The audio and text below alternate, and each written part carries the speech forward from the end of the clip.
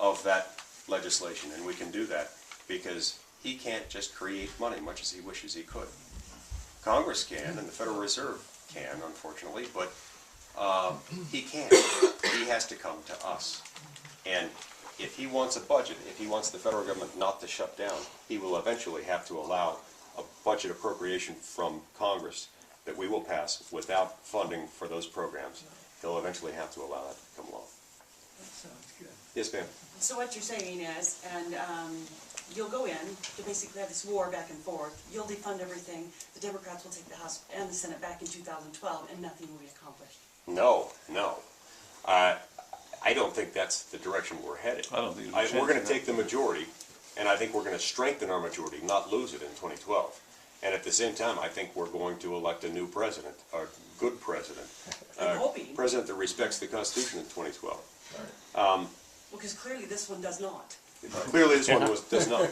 Now, what you said a minute ago sent chills down my spine. I hope that aren't proven to be a prophetess in this. Well, I'm prophecy. just concerned because do I like this health care bill? No. I was sickened, truly sickened by the wanton disregard that our Congress had for the American people when they passed it. Yeah. But my concern is this. As I read, and I've listened to you twice, I've listened to what you've done, I've read, I've studied many things of what you said, Mike, and I have a great appreciation for your love for the Constitution. I was 7 years old as I argued with my grandfather who would be a better president, Jimmy Carter or Gerald Ford. Good for so you. Trust me. I take you came down on the Gerald Ford side, right? Of course I did. And boy, was I chosen to be a prophetess then. Yes. And the point is this, I have grave concern. As I read who you are very entrenched in Washington yourself, with what you've done, with being a clerk for Justice Alito, and I could, list the things. Who's even supported you? They are the Washington elite as well. My concern, and even though I love what you talk about, I love your love for the Constitution, I do have a concern when you get there. Do I believe that you will stand on the Senate floor and say, this is what I believe? I believe that. But I often believe that change takes place when a senator goes back. That causes me grave concern. That is a very valid concern, and I'm happy that you raised it because it needs to be addressed, because if you have that concern, others may have it as well. You can't know the thoughts of and intentions of another person. Right. You can only glean what you can read and what you hear from them.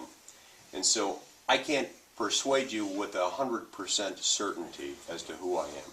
But what I can do is I can tell you what I've done with my life. I can tell you that from the age of 10, I started worrying about state sovereignty. I'm told that's not the healthiest way to grow up as a child, but that was my life.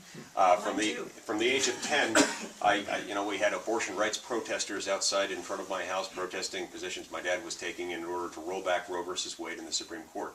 And my dad wasn't home when the protesters showed up. He was gone the entire time they were there, so I went out and argued with them. I am physiologically incapable of deviating from the course that I've chosen, from the course that I believe to be true. The reason for that is I have a lifelong commitment to it, to this document. I am incapable of betraying it, and if I ever did, the ghost of my late father and my maternal grandfather would haunt me mercilessly from the grave. And if you knew either of them, you would understand. This was the T-man I was referring to, my maternal grandfather. As would I. But see, you wouldn't have to haunt me from the grave, and that would be even scarier because you could use metal objects and things like that. Here's the other thing, and this should be of perhaps greatest relevance to your concern here. The reason you feel this way, I suspect, has a lot to do with the fact that you've been betrayed in the past by other statesmen, even within our own state, who have run on a conservative agenda and then gone back there and acted in a manner differently. Is that a fair assessment? Absolutely. I think this country has numerous times. It has. Let me point out a major difference between me and those people who have done that. Those people who have done that, even those who have billed themselves as conservatives, have not been specific in their conservatism, in their conservative principles. They have not been specific in what they would do or what their principles are based on. Most importantly, they have not said I will ground what I do as your U.S. Senator based on the text and original understanding of the Constitution, and nothing more. Meaning there's still the public policy consideration that goes on after that, but none of them have said, my threshold test involves the text and original understanding of the Constitution. These are 223-year-old principles that do not change because they're set in stone. They are set in 1787. They can adapt to changing times in the sense that we're able to allow regulation of interstate airwaves and air travel, which weren't contemplated in 1787, but they're part of the interstate commerce chain that James Madison could regulate. I have pinned myself down to that in a way that those people never did. That was the mistake we made in electing those people. We allowed them to get by with broad platitudes about, oh, we need less government is better than more government. We need to lower taxes a little. We need to be more conservative and more Republican. They didn't give specifics. More importantly, they didn't give specifics that could come back to haunt them. I have planted the seeds for my own destruction. I have given you more than enough rope with which to hang me. Metaphorically speaking, of course. And I encourage you to do precisely that. But you won't have to. It's mutually assured destruction. The fact that I've given you more than enough rope with which to hang me means that I can't deviate. Even if I were inclined as a person to do that, I won't. Would you address really quickly though what I did not intend to deviate Oh, yeah. at all, but I'm a history teacher and I'm constantly deviating.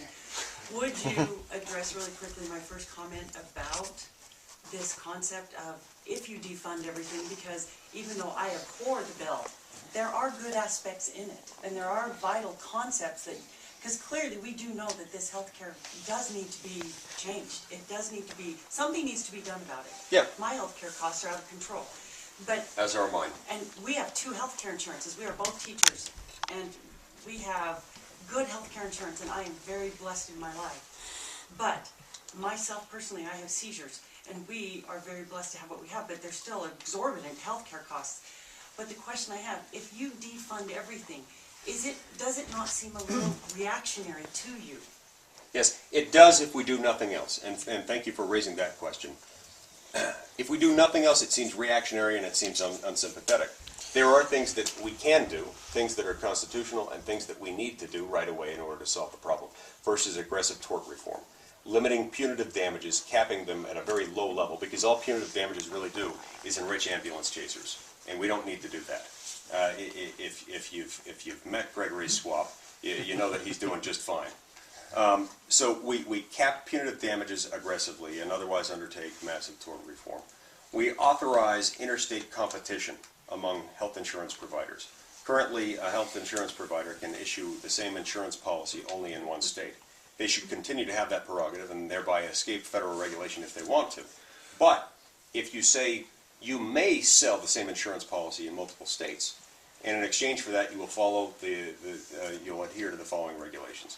You provide for portability, and you provide for you don't disallow, you don't impose those pre-existing condition exclusions, and you impose a couple of other regulations on them like that, and that way the health insurance company can decide for itself whether it wants to adhere to the federal regulations. If it will, then it can sell in multiple states. That will do for the health insurance industry what has already been done for so many other insurance industries, what has always existed in every insurance industry other than healthcare, because it's not really insurance anymore, it's a plan. It's managed care. It will allow you to shop around for the best deal. You de-link it from the employer. Right now, one of the reasons we're in bad shape is we have to buy it only from our employer. I have one choice. It's very expensive health insurance, but I only have one choice. It's my only choice, so I buy it. And you're probably in the same boat. If we could shop around for it, we could base it on what we need. Higher premium, lower deductible, higher premium. That should be your choice. So if we were to do all of those things and then simultaneously start getting the federal government out of socialized medicine gradually, that's part of why your healthcare costs are so high. I think we need the employer out of it too. They don't need to be in there. Yeah, get the employer out of it, get the government out of it. That by itself will start lowering costs as well.